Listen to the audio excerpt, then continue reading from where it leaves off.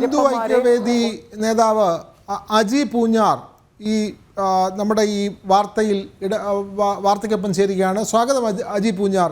ഇപ്പോൾ നമ്മൾ മനസ്സിലാക്കുന്നുണ്ടല്ലോ, എരുമേലിയിൽ പേട്ടതുള്ളലിന് ആവശ്യമായ സാധനങ്ങൾ അതിന് ഇരട്ടി വില, അതായത് ശരംകുത്തിയിൽ 10 രൂപ വിലയുള്ള സാധനങ്ങൾക്ക് എരുമേലിയിൽ വരുമ്പോൾ അത് 35 രൂപ.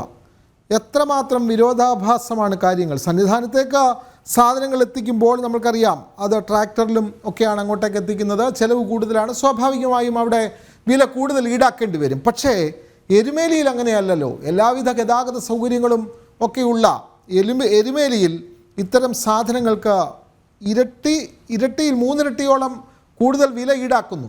അതായത് സാധനത്തിന് എന്ത് വില അവിടെ എഴുതി വച്ചാലും അവിടെ വഴിപാട് നടത്തേണ്ട, അവിടെ പേട്ടതുള്ളൽ നടത്തേണ്ട അയ്യപ്പ ഭക്തർക്ക് അത് വാങ്ങാതെ തരമില്ല. അവരെ കൊള്ളയടിക്കുകയാണ് ജമാഅത്തും വ്യാപാരികളുമെല്ലാം. അതിന് കോട്ടയം ജില്ലാ കളക്ടർ കൂട്ടുനിൽക്കുന്നു. നമുക്കറിയാം ഇവിടെ ശരംകുത്തി ആകുമ്പോൾ അത് പത്തനംതിട്ട ജില്ലയാണ്, എരുമേലി വരുമ്പോൾ അത് കോട്ടയം ജില്ലയാണ്. അപ്പോൾ 2 ജില്ലാ കളക്ടർമാർക്ക് 2 നീതി.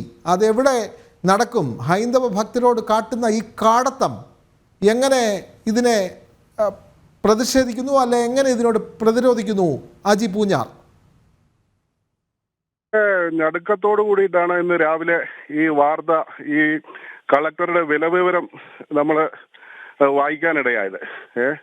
സത്യത്തിൽ അതീവ ദുഃഖം തോന്നുകയാണ്. കാരണം വെച്ചാൽ ഇപ്പോൾ 6 പേട്ടതുള്ളലിന് പ്രധാനമായിട്ട് 8 ഐറ്റങ്ങളാണ് ഉള്ളത്.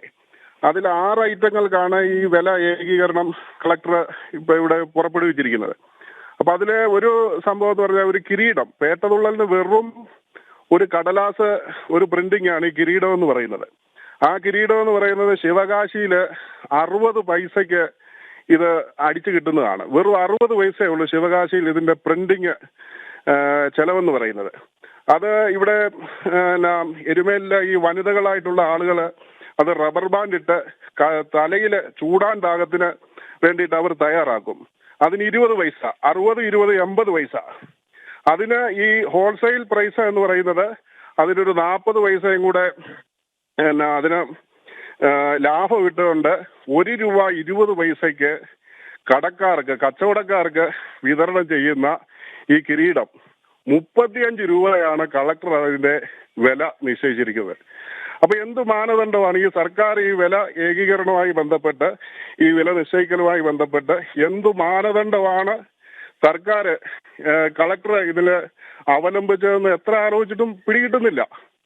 വെറും 1 രൂപ ഹോൾസെയിൽ വില കച്ചവടക്കാർക്ക് ലഭിക്കുന്ന ഒരു ഐറ്റം, ഒരു കിരീടം എന്ന് പറയുന്ന ഒരു സംഭവം ഇവിടെ 35 രൂപയാണ് അതിന് വില ഇട്ടേക്കുന്നത്. അതുപോലെ ശരക്കോല് 1000 ശരക്കോലിന് 1200 രൂപ ആണ് ഇവിടെ കച്ചവടക്കാർക്ക് ഹോൾസെയിലുകാർ കൊടുക്കുന്നത്.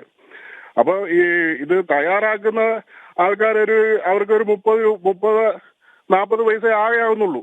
അവരൊരു വലിയ ലാഭം കൂടി ഇട്ടിട്ടാണ് ഹോൾസെയിൽ വിലയ്ക്ക് ഇത് കൊടുക്കുമ്പോൾ ഹോൾസെയിലുകാർ ഇത് 1200 രൂപ 1000 എണ്ണത്തിന് 1 രൂപ 20 പൈസയാണ് ഒരു ശരക്കോലിന്റെ ഹോൾസെയിൽ പ്രൈസ് എന്ന് പറയുന്നത്.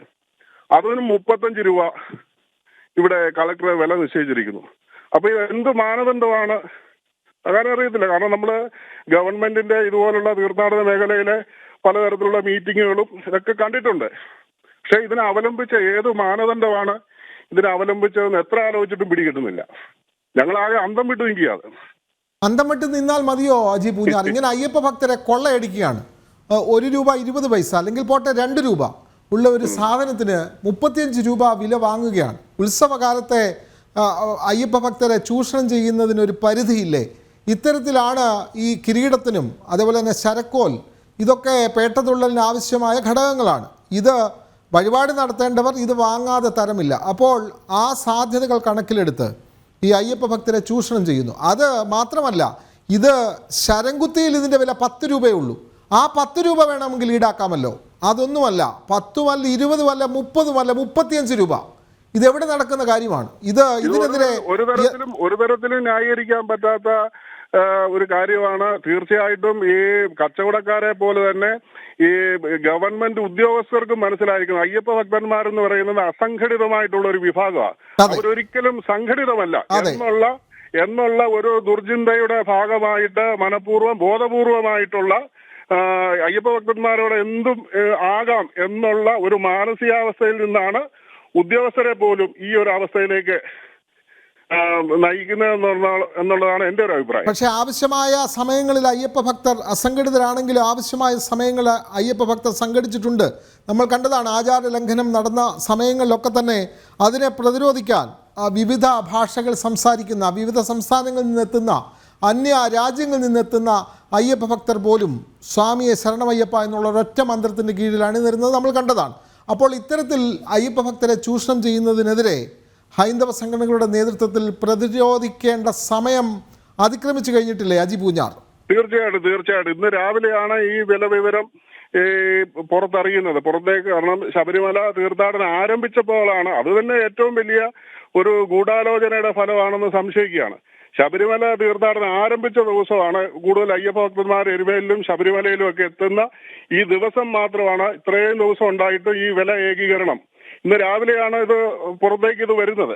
അതെ, പ്രതിഷേധങ്ങളെ പരമാവധി എങ്ങനെ ചെറുക്കാം എന്ന് ഗവേഷണം നടത്തിയവരാണ് ഈ തീർത്ഥാടന കാലം തുടങ്ങുന്നതിന് തൊട്ടു തലേന്ന് വിലവിവര പട്ടിക പുറത്തുവിടുന്നത്. അങ്ങനെ ആ വിലവിവര പട്ടിക പുറത്തു വരുമ്പോഴാണ് 3 ഇരട്ടിയോളം സാധനങ്ങൾക്ക് വിലക്കയറ്റം ഉണ്ടാക്കിക്കൊണ്ടുള്ള ജില്ലാ കളക്ടറുടെ വിലവിവര പട്ടിക പുറത്തു വരുന്നത്. എന്തായാലും അയ്യപ്പ വിശ്വാസികളും ഹൈന്ദവ സമൂഹവും ഇതിനെതിരെ ശക്തമായി ഇപ്പോൾ തന്നെ രംഗത്ത് വന്നിട്ടുണ്ട്.